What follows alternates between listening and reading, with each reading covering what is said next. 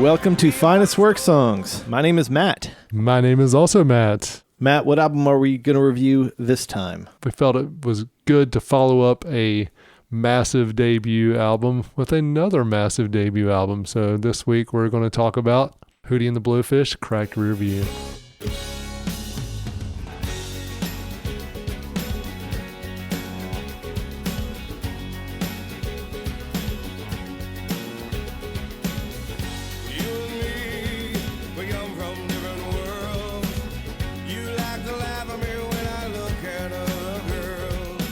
Does this album for you fall under the automatic classic and we're viewing it with pride, or is this does it hold up? I could see where a lot of people would initially think, okay, this has got to be one of those does this hold up situations. And it's 25 years old now. I think it still not only holds up, but it's one that I'll still listen to from time to time. And I'm not ashamed to admit that. No, with pride. I fully expected to shamefully recall this and rail on it like I did with Dave Matthews Band. Well, we'll have to see. I was a little bit pleasantly surprised at what I heard. We'll get into a little bit more about, at least for me, like the impact and the importance of this album and Hootie and the Blowfish at this time when they really got out on the international stage as being this massive band. But it's a fun listen, all these years later. This album was inescapable. In 1994, 95, 96. It had a pretty long run, as we'll see, with both the release of singles and the way that it was coming out of every dorm room, because you and I were in college at this time. Yep. Well, as always, we like to begin with discussing our memory of an album or a band. So, Matt, for you, what is your memory of Hootie and his Blowfish? Well, Darius Rucker will be the first to correct you. He is not Hootie. Hootie is just a made-up person or thing or something. No, it's his friend. It's his friend. They had two friends. And that's right. One looked like an owl, so they called him Hootie, and one had big cheeks, so they called him Blowfish. In their mockery, they went ahead and named their band. Right. Which, again, it's not a great name. No, it's a terrible name. As far as band names go, it's right up there with what you would name like your high school band. Like Technical Difficulties? Or Funkadelic Chipmunks. Yeah. Yes. Or Still Life? Still Life's not bad. Listeners, if you were just a big Hootie fan and you chose this to be the first episode you listened to. First of all, thank you for listening. Yes. And also, those were actual band names from Matt's high school bands. And also, we left out, what is it? Troubleshooter. Troubleshooter. You keep saying straight shooter. I don't know. Troubleshooter. Troubleshooter's much edgier than straight shooter. I think. Those are bad boys right there. Oh, yeah. We were rocking the mullets at that point. But so my first memory around 1993 or so, freshman in college in North Carolina, you couldn't get away from bands like Hootie and the Blowfish being from South Carolina coming through a lot. So I remember hearing a lot about them. And I think before I'd even heard a song from them, I bought Coochie Pop, which is Hootie's EP. A couple of the songs that wound up on Cracked Rear View are their early versions on this EP. And it was a very sort of independent DIY release, maybe 5 songs. I think they probably, were selling it out of the back of their van and that sort of thing. But then fall of 1994, one of the fraternities here in town would have a huge concert every year, Delta Sigma Phi lawn party. 1994, Hootie was the headlining band. Whoa. That seems like they probably booked that before Cracked Rear View came out. Because it was always a good crowd at this fall concert, but this one seemed particularly energetic. Well, Hold My Hand had already come out. They already had a huge hit on their hands. What I remember about that was sort of feeling like, okay, we're getting ready to witness this band from our backyard essentially become really, really big. So so it was fun to be on the doorstep to see that happening. And they had been around a lot before. There used to be a concert series called Wolfstock here in Raleigh, and I think in 92 Hootie played that as well. They were the headliners for that. Even though, again, they were from Columbia, South Carolina, it was kind of like, one of our bands making it big. How about you? What's your memory of Hootie and Cracked Rear View? So a few years back, I was a carpenter. I worked in this kind of rural area, picked up whatever jobs I could, and there was a yacht that needed to be repaired. And this woman who was on the yacht, she and her husband were on there, and she hired me to remodel her closet. So I did. But man, this lady, she was so difficult to work for. She was condescending towards me. Definitely just didn't treat me like a human or really any of the people that worked on the yacht. But I needed the money. I had 4 boys and my wife had died. So we were just trying to make it. Took any job I could. So I just kind of had to deal with it. I did a good job. I do good work. But then she got upset because I used oak instead of cedar. And she didn't tell me that she wanted cedar, but she wouldn't pay me. And I said, I'll redo it, but you got to pay me for what I've done so far. And she wasn't going to pay me anything. We got in this huge fight, and it ended with her pushing me off the yacht, and she threw all my tools in the ocean. Oh, man. She's an evil woman. I lose my tools. I go home. Next thing I know, she had fallen off her boat and gotten amnesia. And so she's at the hospital. She doesn't remember anything. And her husband comes back to the hospital and sees that she has amnesia and leaves her. Oh, man. So this guy is as bad as she is. Then I came up with this great idea. And so I decide to kidnap her. Sure. Yeah. And bring her back to my house, make up a false story about her being my wife, and these are her kids. I mean, that's a pretty common sense. And put her to work. So enslave her. Yeah, sure. Yeah, I decided to enslave her. So over time, she starts to soften up. She likes the boys, and she starts to grow on me, and we start to build a life together. A false life, but nevertheless, we're enjoying it. I think she was enjoying it too. Yeah. So was I wrong? I don't know. Her husband comes back to get her. And as soon as she sees her husband, she remembers who she is. She's really upset because she realizes that I had lied and that I had enslaved her for months. And so she leaves. What if I just stopped there and was like, and then I went to a Hootie concert. When she gets back to this rich, pampered life, she realizes that the life of enslavement was the life for her, and that was where true love had been found. And so she decides to return, and we find out all the money is not her husband's, but it's hers. And so not only do I get my slave wife back, but I also get all her money too. Anyway, so we got married for real, and because we were rich and could do whatever we want, we hired Hootie and the Blowfish to be our wedding band. Man. And that was how I first heard of them. Wow. I don't want to be curt, but I mean, I don't blame you for trying to rustle up a life like that. Man. That movie's insane. Yeah. It's a really good movie. It is a good movie. But, oh my gosh, that's terrible.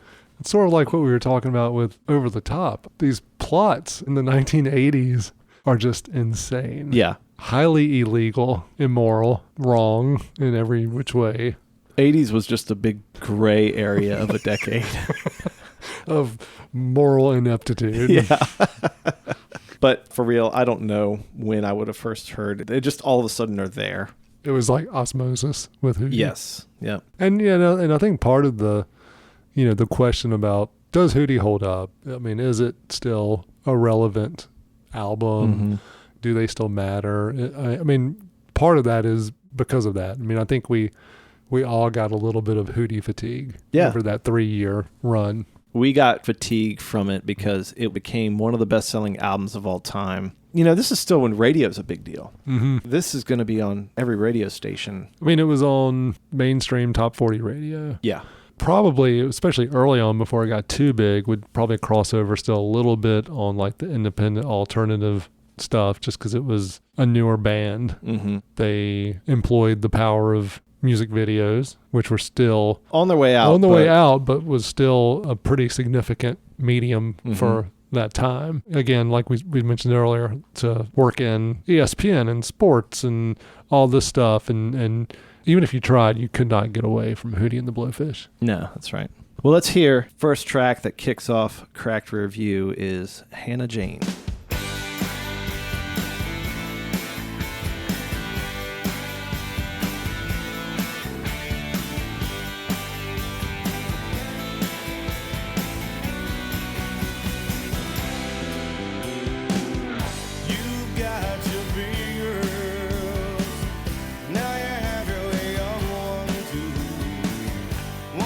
Someday I can have them the way I once had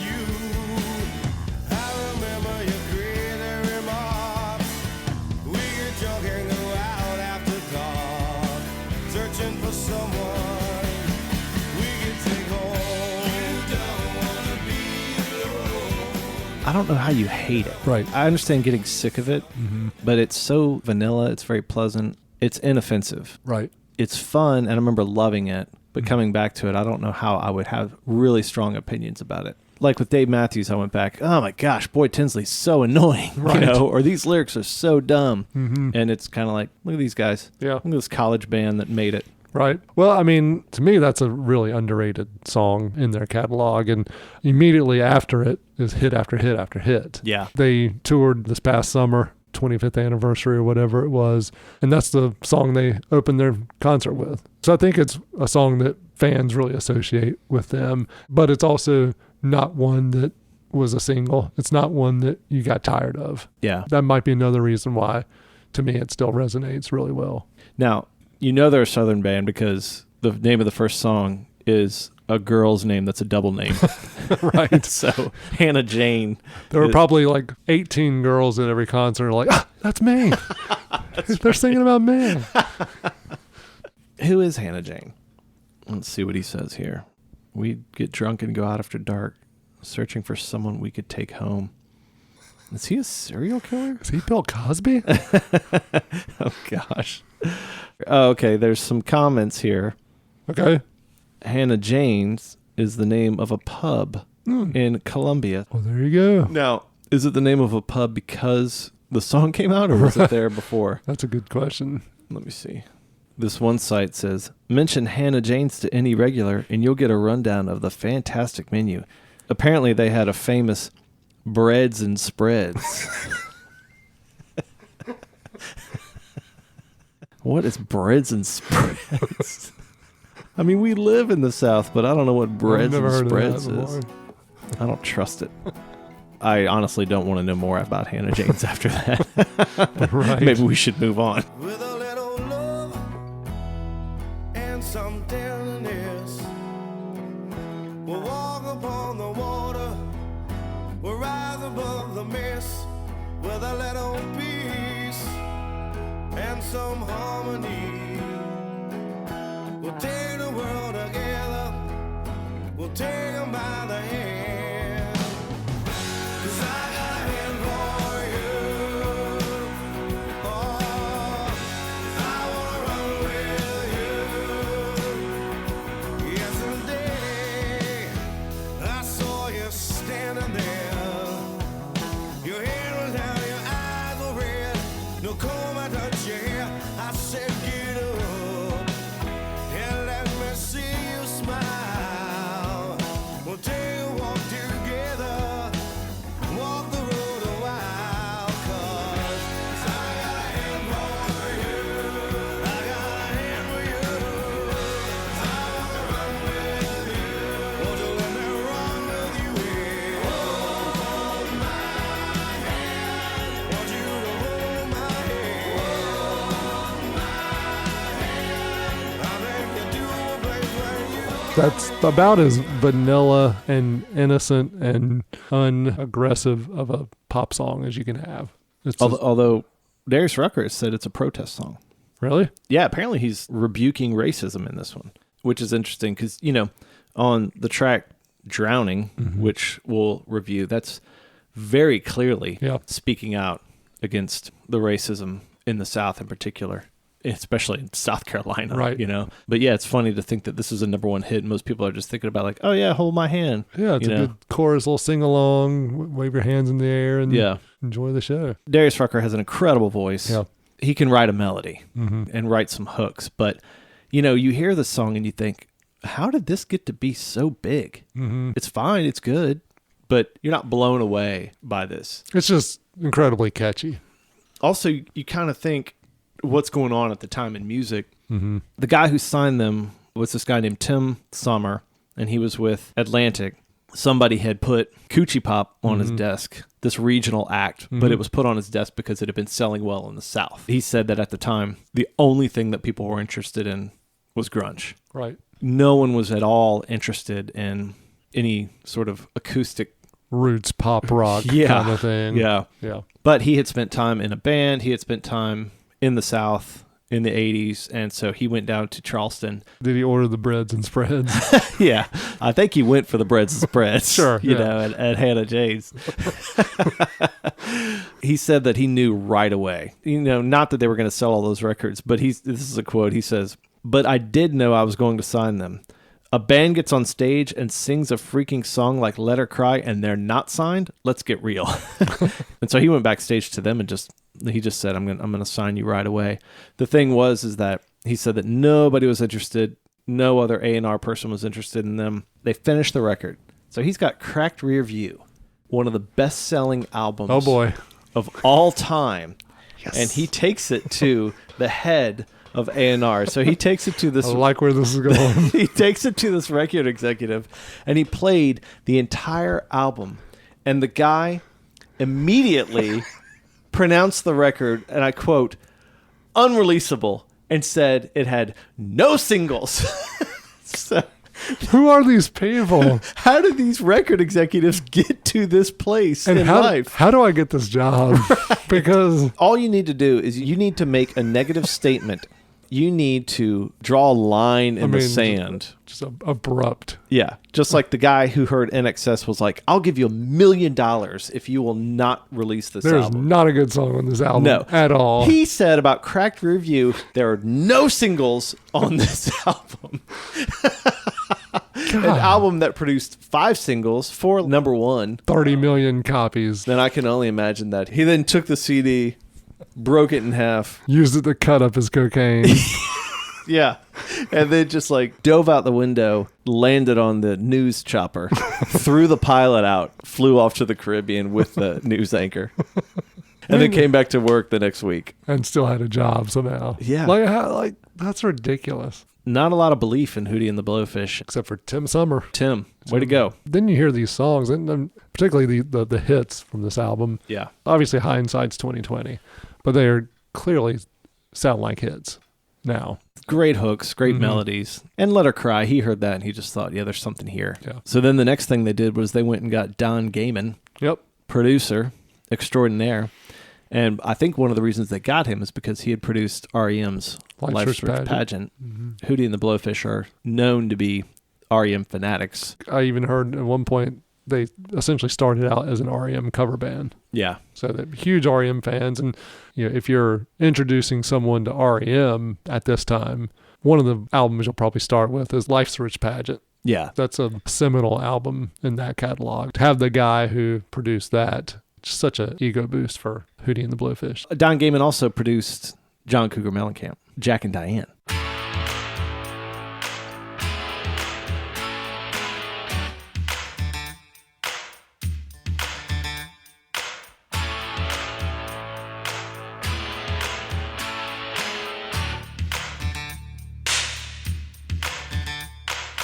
As a producer, that song is pop gold. Yeah. Not just the song itself, but the production on that song is iconic. The hand claps in the background and the staccato notes of the ba-na, that's as memorable and iconic with that song as anything else, which is a testament to the production. And very clean production. Mm-hmm. All that John Cougar Mellencamp stuff. Last Epipod, we talked about how grunge eventually took down hair metal, and Hootie and the Blowfish took down grunge. Yeah, that's right. This is the thing. This is the way music went on the radio. Because also, you think about Hootie and the Blowfish, they paved the way for these other ballady artists like Edwin McCain, another college circuit. Another South Carolina guy, too. That's right. Matchbox 20. Mm-hmm. So it's their fault. Exactly. Maybe that's also a reason that Hootie, we feel so annoyed by it. It's because it's so 90s acoustic. Mm-hmm. You had all these bands that came out that had with a front man with an acoustic guitar. And it was accessible for one thing. Yeah. It was relatable. You could kind of see yourself doing that. If you played a guitar at all, you're like, oh, well, these guys can do it. We can do that. And so I think that was part of it too. And then next thing you know, you've got Goo Goo Dolls and Third Eye Blind, and radio was saturated with acoustic guitar bands. And that is like the sound of the 90s. Yeah. In a lot of ways. But before Hootie and the Blowfish, it wasn't. Right. They really were kind of the band that ushered into that. So at the time when the A&R men were looking for the next grunge, and someone like Hootie couldn't get signed, 2 years later, all the A&R guys are on these college circuits looking for the next acoustic, rock band or whatever. Yep. This next one is the one that got the band signed and also got on a lot of mixtapes. And just let her cry. If the tears fall down like rain, let her sing. If it eases all her pain, let her go.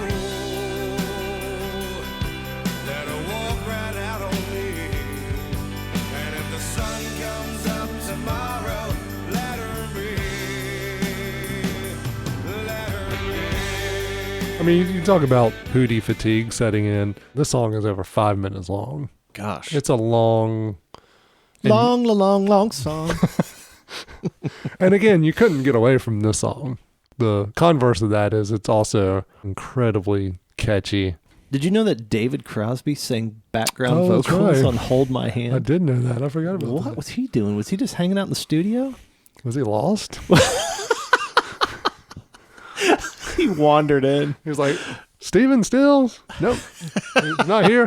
Hey, well, while you're here, Yeah. we have this incredibly easy chorus of 3 words. It basically goes one note higher each word. Yeah. Can you sing that, please?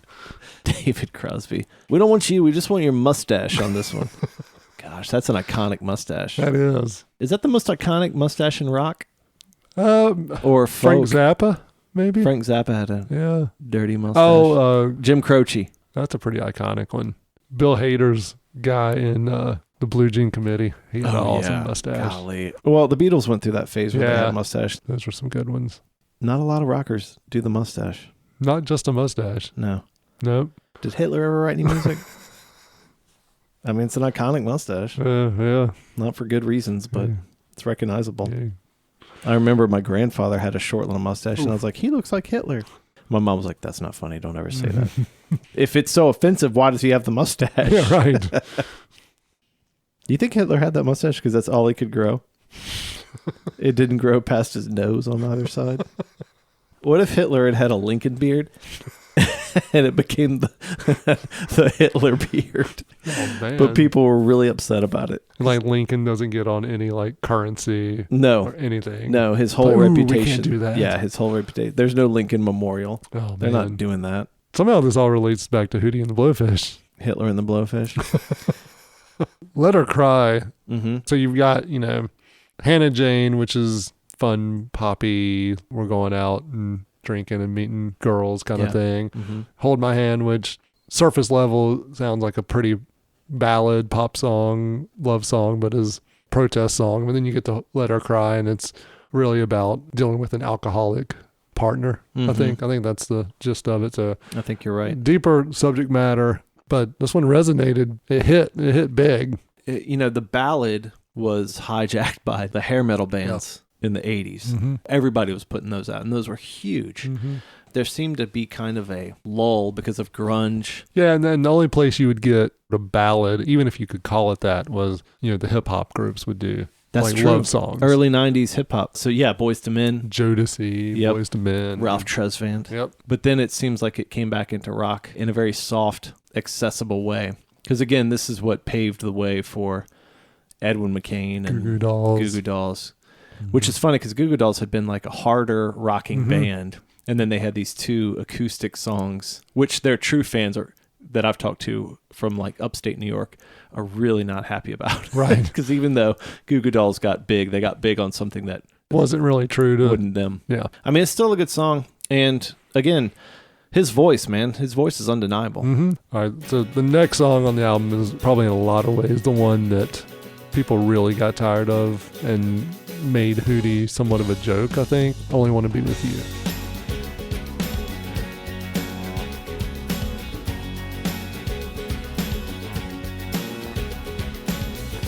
You and me, we come from different worlds. You like to laugh at me when I look at a girl. Sometimes you're crazy, then you wonder why. I'm such a baby 'cause the dolphins make me cry. But there's nothing I can do. I've been looking for a girl like you.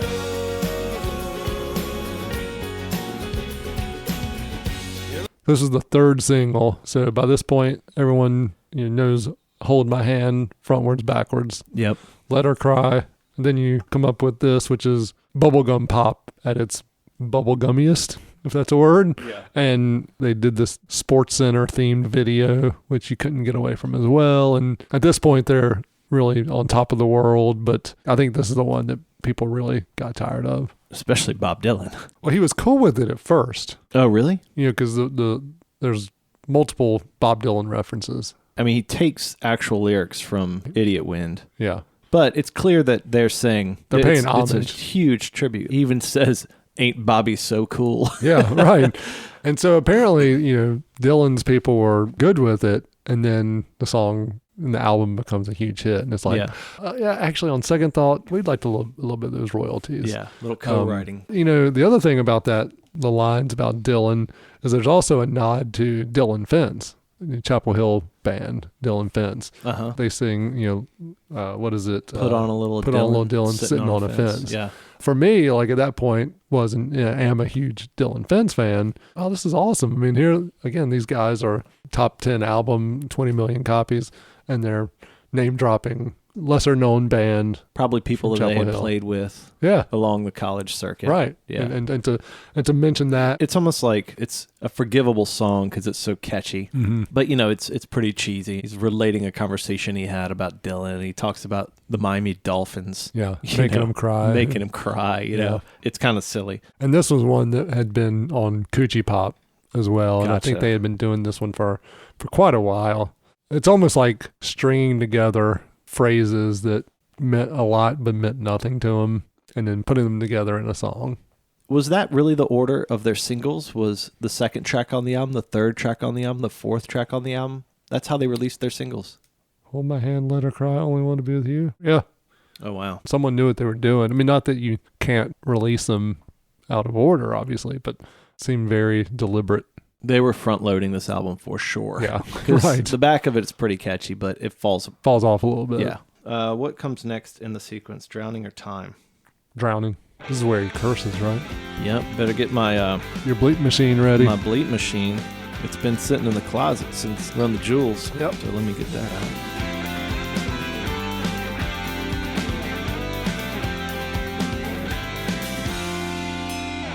Trouble with the world is we're too busy to think about it all. Like, why is there rubble flake here from the state house walls? Tired of hearing this shit about here, it is not here. Time to make the world a better place. Why must we hate one another? Well, no matter what, we gotta live together. Just 'cause you don't look like me, tell me, what do you say when we pass on the street? What do you wanna say?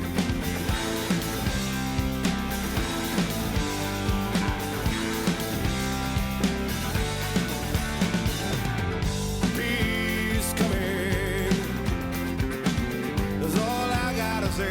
Wanna turn or run away?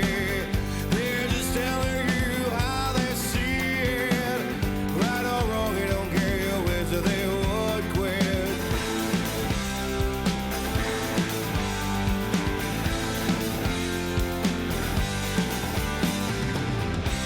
Drowning in a sea of tears. Hatred, trying to hide your fears.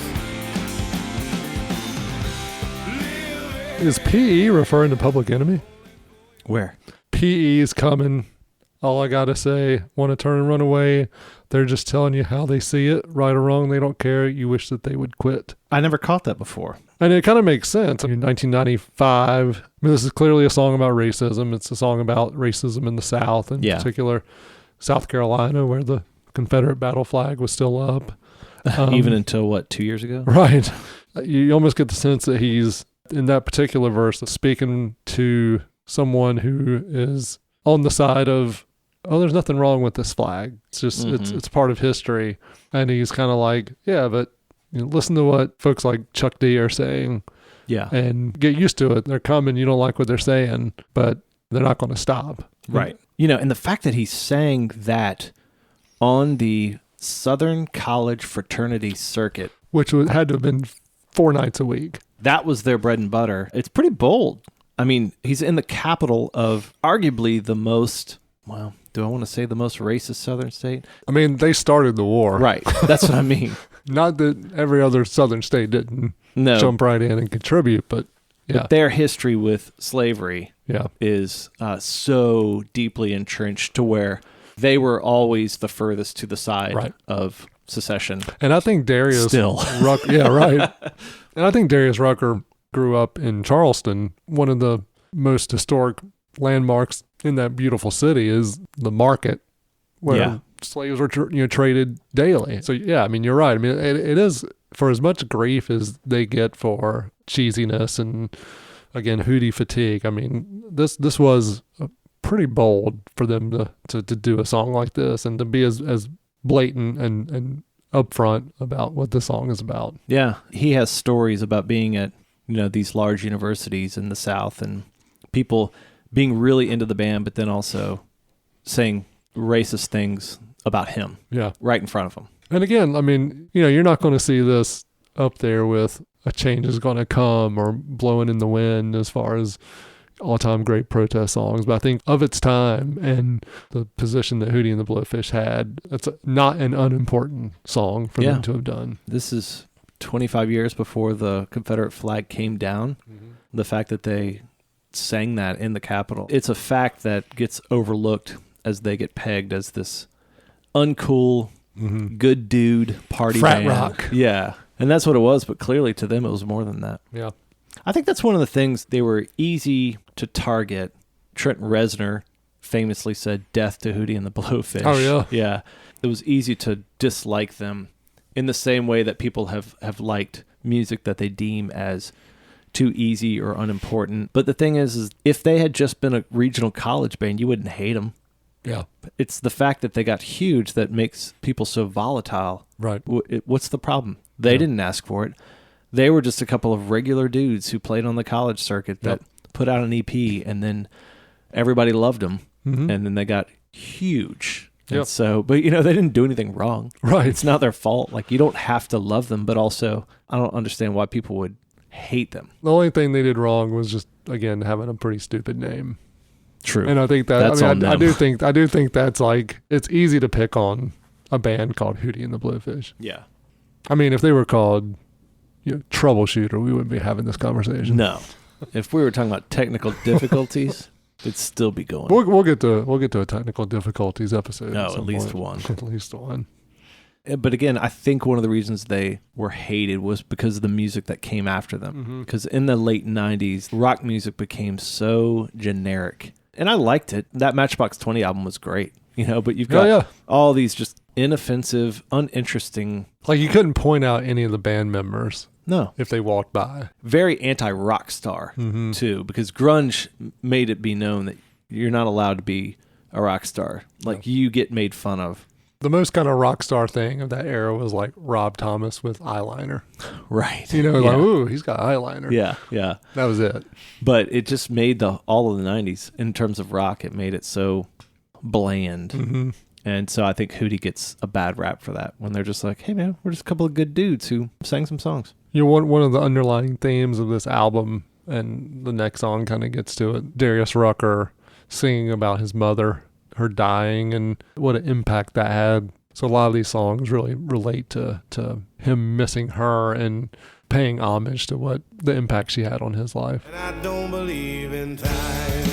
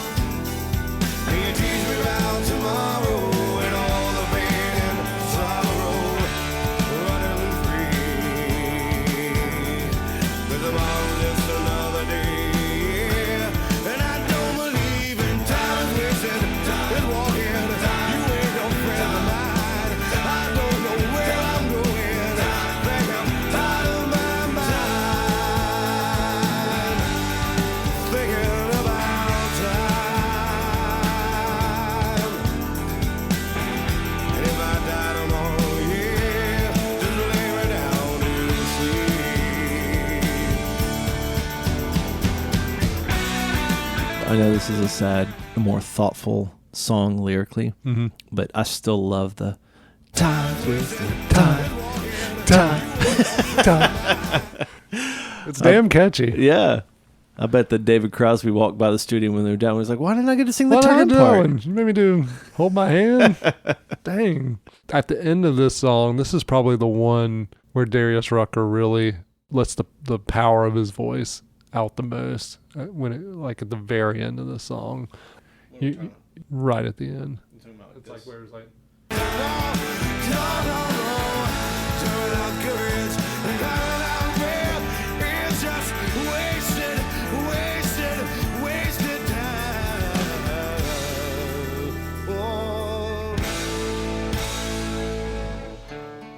Yeah. Yeah, I mean, because it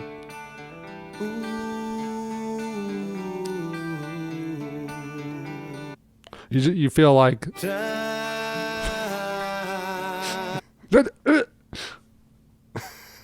You feel like... No, you feel like they... It's okay, good.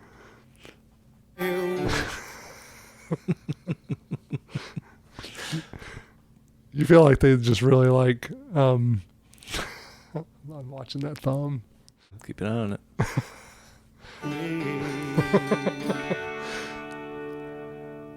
I mean, you almost feel like they, you know...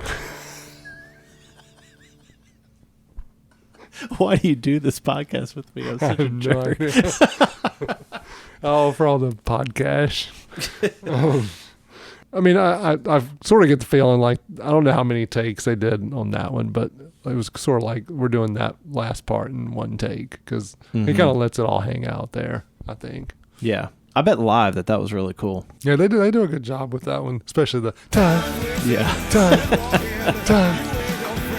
That song, those last two, Time and Drowning, probably are my favorites. Yeah. After this, Darius Rucker goes on to become a country star and has, I think he had like 4 number 1 hits or something. Yeah. One of the things that struck me was when I came back and listened to Cracked Rear View. If this album came out today, this is country. Yeah. The only thing it's missing are like more blatant songs about drinking beer and pickup trucks. Yeah. If it had those, it'd be all in country. Straight up. Yep. Yeah. I mean, it'd be Georgia, Florida line or whoever they are. Oh my gosh. Florida, Georgia line. Did I get that right? Florida, Georgia line. I don't need to hear them to know what they sound like. Right. And I also don't need to hear them to despise them. And I also just don't need to hear them. No. Yeah, you're right, though. I had not thought about that this would probably fall more country today than anything. Yeah. Probably based on how we've talked about this, you probably get a sense that I still think this holds up pretty well and is a really solid album. What's your thought as you've spent some time with it? I think it does because they never tried to be more than what they were. Like I remember that striking me then, and even now, they still dressed and acted like dudes in a college band, even when they were famous. I remember one of the videos, I think Darius Rucker even had like a faded college sweatshirt on. And that one of them always had like some college paraphernalia. Right. You know, and so I think they just were who they were. They got famous, but they never tried to be anything different. And so when I go back and listen to it, it's like, oh yeah, you guys were just a really catchy college band that hit. I don't love it. I don't think I'll continually listen to it, but I had an appreciation for it that I had forgotten because I fell into the, Hootie, get him out of here. But now it's like, no, Hootie could stay. Yeah, I mean, you know, when we talked about Dave Matthews Band, Under the Table and Dreaming, which was another one of that era that meant so much to me at that time. And you mentioned it earlier. It's like now you listen to parts of it, not all of it, but you listen to parts of it and you think, oh my gosh, like they were so earnest. It had to be so technically proficient and it had to be deep in the sociology 101 kind of mindset. And Cracked Rear View is in so many ways way deeper than that ever was. Right. But doesn't try to be. It's not pretentious in that way. I think that's what's kind of endearing about Hootie and the Blowfish is it's good. It's really good at times. It's not offensive. You know what? I think that you've nailed it. I think that's partly why Dave Matthews is so annoying now, because I put so much depth and meaning to it and thought, oh my gosh, they're so important. And I never did that with Hootie and the Blowfish. Now revisiting it, I don't have some memory or some association of this being really important. It was just like, oh yeah, that's fun. That's good. Those are great melodies. They're fun to harmonize to. All right, so Darius Rucker and the boys have invited you backstage for breads and spreads unless you take a song off of Cracked Review. So what's it going to be? For me, this is actually a really easy one. I do think that, we talked a little bit about how the second half of this album drops off a bit, and it does, mainly because it's so front heavy with hits. But for me, like, Look Away would be the song I would take off. Saw her standing there, tears upon her cheek, told me something was wrong. That's where the album kind of screeches a little bit to a halt. Then Not Even the Trees and even Goodbye, they're more mellow kind of songs, but I think they work well with the theme of the album and are really pretty. Yeah, the second half of the album, aside from Drowning in Time, is just pretty weak. I have no problem with that choice. Mine is Motherless Child. And this was the hidden track, but I think it should just be hidden off the album. Did you know that his mother died? Dang it. Now I feel like a jerk. But this was also, this was prime hidden track time. Motherless child. Sometimes I feel like a motherless child. All right, now that I think about it, See? that one should come off. I think when I got to it, I just thought, that's not what this album has been. And he's got an incredible voice, but I know that this is an old song that even, I believe, dates back to times of slavery. From that standpoint, it fits with themes in Drowning and Time, but I don't know, it just feels so out of place by the time we get to the end of this album that is this lighthearted pop album. Are you listening right now? Join us next time for our Halloween. Jeez, man, we were taking a break. Man, join us for our Valentine's Day episode. Reach out to us on Twitter and Facebook and Instagram at Finest Work Songs. Thanks for listening to Season 2 of Finest Work Songs, and we'll see you next time when we drop the deuce.